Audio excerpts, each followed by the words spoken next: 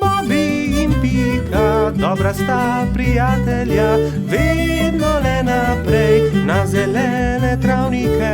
Bobby in Pika, ko posije sonce, vesela in smeje, odhitita v gori. Bobby in Pika, dobra sta prijatelja.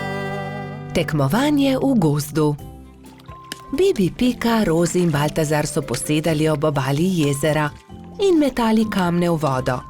Bibi je večkrat zadel plavajoča debla, drugi pa so ploskali od veselja.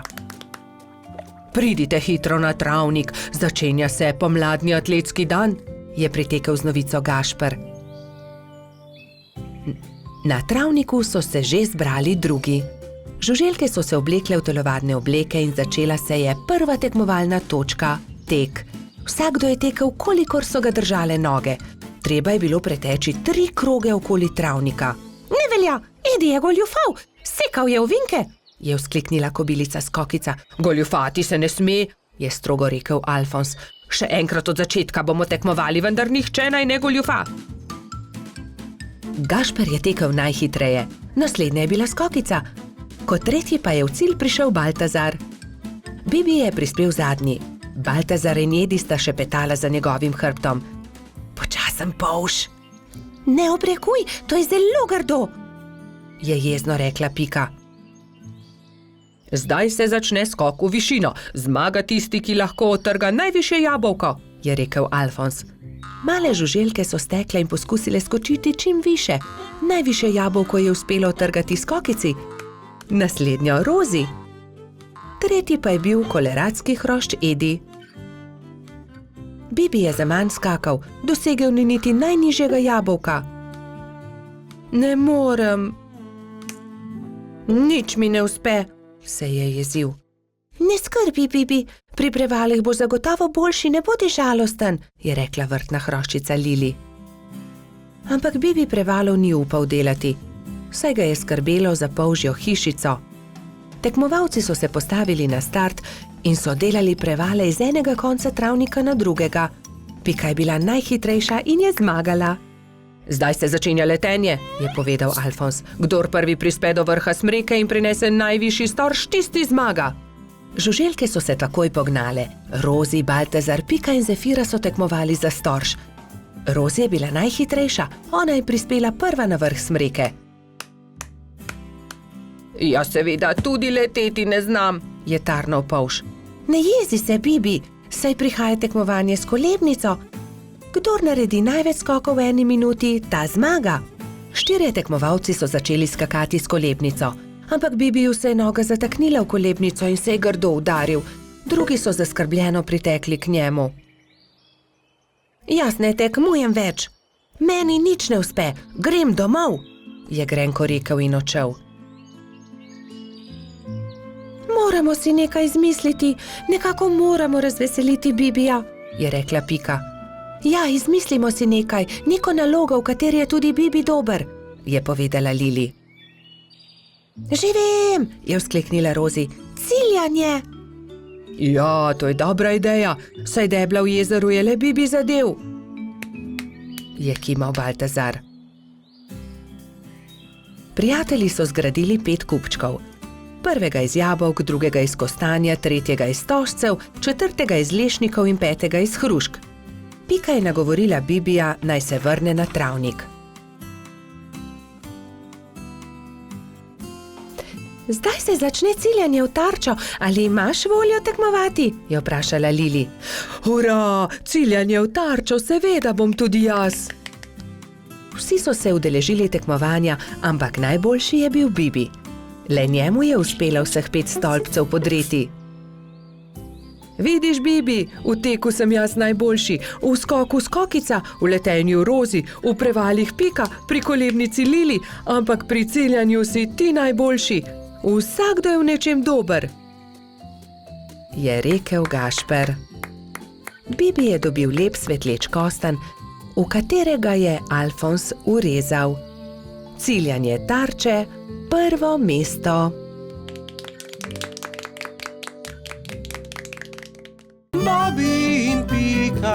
dobra sta prijatelja. Mali kanarčki. Nekega lepega dne si je kanarček Klemen našel partnerko. Alenka je živela na hrastovem drevesu nedaleč od Pikine hiše. Klemen in njegova partnerka sta si naredila gnezdo na najlepši veji hrasta. Bibi in Pika pa sta od spodaj opazovala ptici, kako gradita gnezdo. Poglej, Alenka že več dni ni vstala, samo sedi v gnezdu. Je mogoče bolna? Je skrbelo Polžka. Kje pa, Bibi? Zagotovo bo valila jajca, imeli bodo mladičke, se je navduševala Pika. Jajca? Mladički? Je bil zmeden Polž. No, seveda, greje jih in iz jajce bodo kmalu zvalili mladički, je dejala Pika Polonica. Alenka je kmalu vstala in ko se je obrnila v gnezdu, je Bibi zagledal 3 mala bela jajca.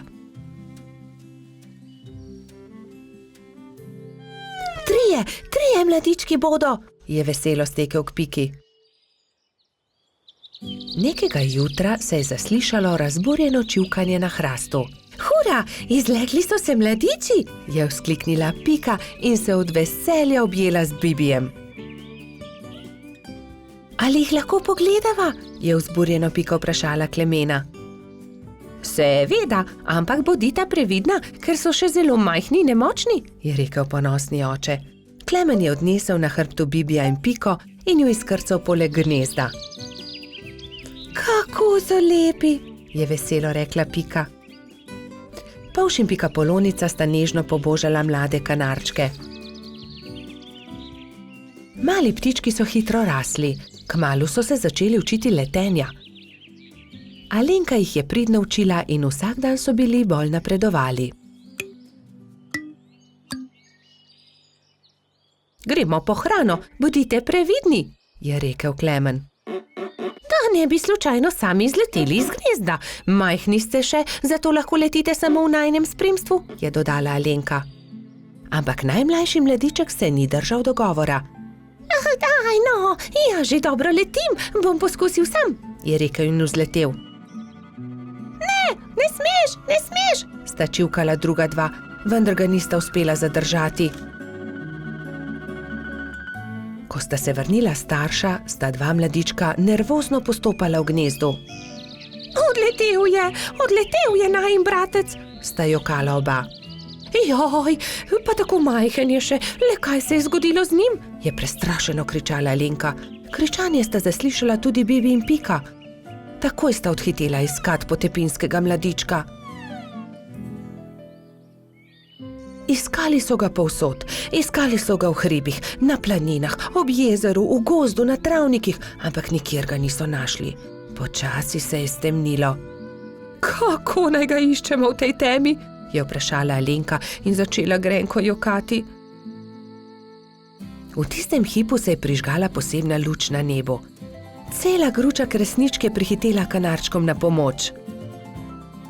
Mi bomo svetili, zagotovo ga bomo našli, so dejali soglasno.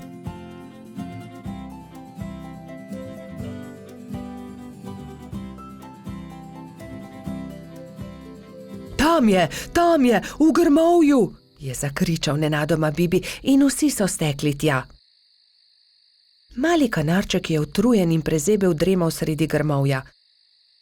Alenka ga je dvignila v svoje krilo in ga veselo objela. Pa smo te našli. Od zdaj naprej vedno bodi priden, je rekel Klemen. Alenka je odletela proti nebu, kresničke pa so svetleče se zaplesale okoli njih. Tako lepo je bilo videti, kot da bi vile plesale na nebu.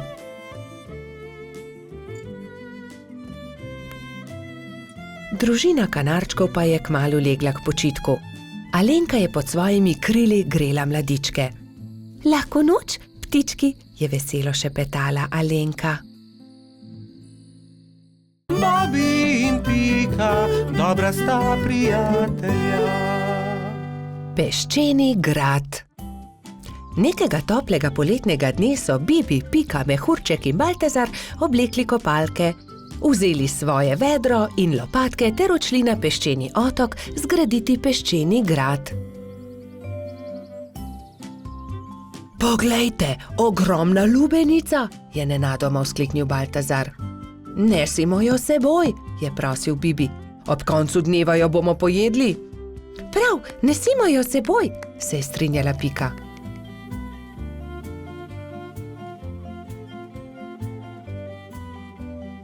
Bibi, Pika, Baltazar in Mehurček so previdno valili pred seboj lubenico.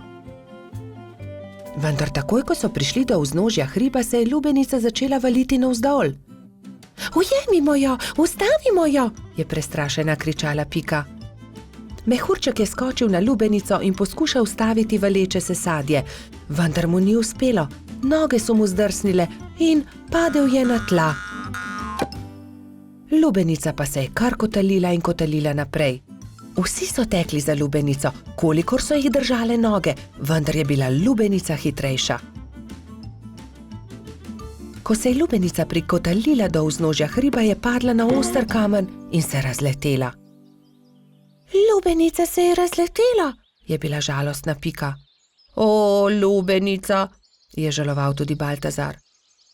Pa dajte no, zakaj ste žalostni, raje jo pojejmo, je veselo predlagal mali majski hrošč. Štirje prijatelji so se usedli poleg kosov lubenice in so začeli. Hrustali rdeč sladek sadež, vse dokler niso popolnoma napolnili trebuščke. Pohitimo na peščeni otok, saj ne bo ostalo dovolj časa, da zgradimo grad, je nenadoma vzkliknila Pikapolonica. Počakaj, Pika, tudi jaz grem s teboj, je rekel Baltazar. Tudi jaz, je rekel Mehurček.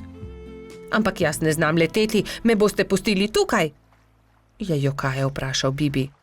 Že vem, naredimo male ladice iz lupine lubenice, z njimi bomo hitro prispeli do otoka in tudi Bibi lahko gre z nami, je predlagal Trot.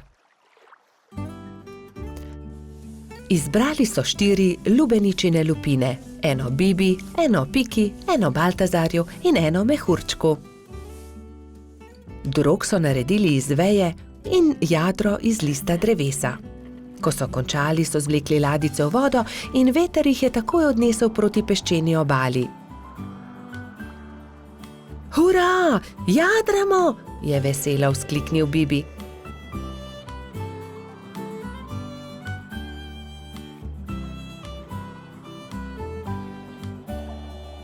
Kmalu so prispeli do peščene obale in se vsi skrcali. Poglejte, tam prihaja nekdo in tudi vedro ima s seboj. In res je po peščeni obali prihajal nasmejan hrošč. Pika ga je ogovorila. Kdo si ti? Jaz sem Buba, peščeni hrošč, živim tukaj na peščeni obali, zgradil bom en ogromen grad na obali. Zares? Je vprašal Baltazar. Lahko tudi mi gradimo s teboj? Seveda lahko, pojdimo na delo, je rekel Buba.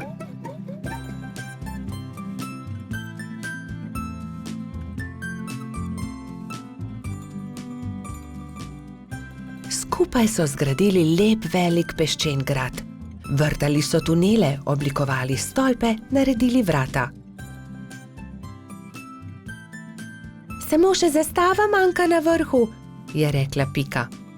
Narisala je bubo na list drevesa in ga napičila v vrh gradu.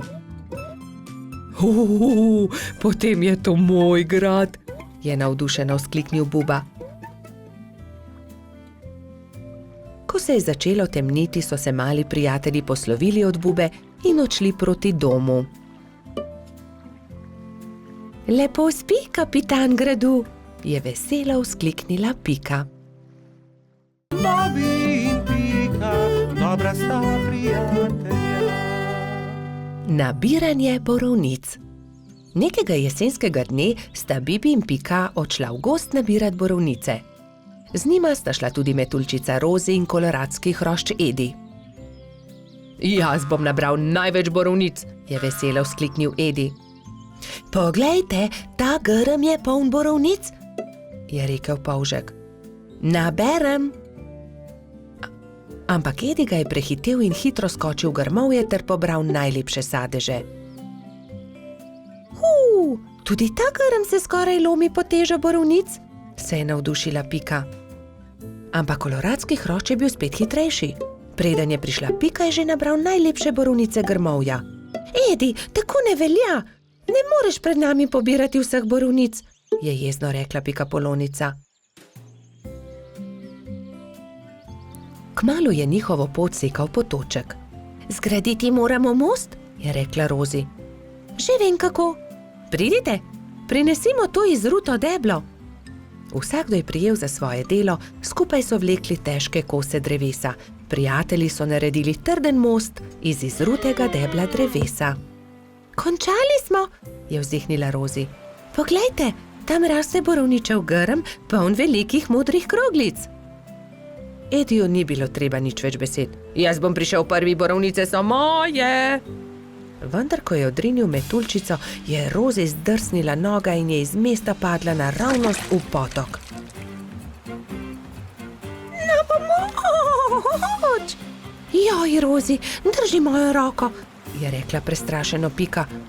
Ampak Rozi je potok nesel vedno naprej in ni več mogla doseči Pikapolončine roke. Bibi je prinesel dolgo palico. Primi za palico, Rozi, je vzkliknil. Vendar je tudi ta načrt spodletel. Metuljčico je vodo prehitro nosila. Edi, pomagaj, moramo rešiti Rozi iz vode, je kričala Pika in z 2 rokama sta izvlekla mokro metuljčico iz vode.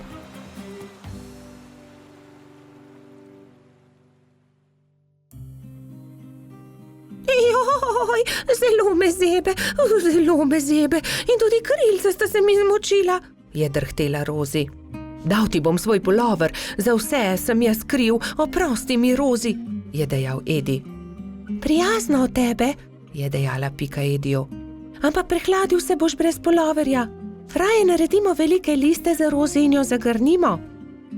Bibi, Pika in Edi so zagrnili Rozi z velikimi listi, ampak metuljčica je vseeno drhtela. Še vedno me zebe, zelo me zebe in moje krilo, poglejte, ne dela. Zmočilo se je, pokvarilo se je. Je v bolečinah jokala.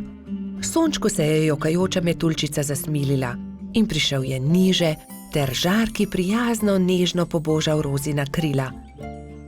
Krila metuljčice so se hitro posušila in spet je bilo vse kot prej. Ura, moja krilca so suha in obleka tudi. Nič več me ne zebe. Hvala lepa, sonček, je srečna rekla Rozi.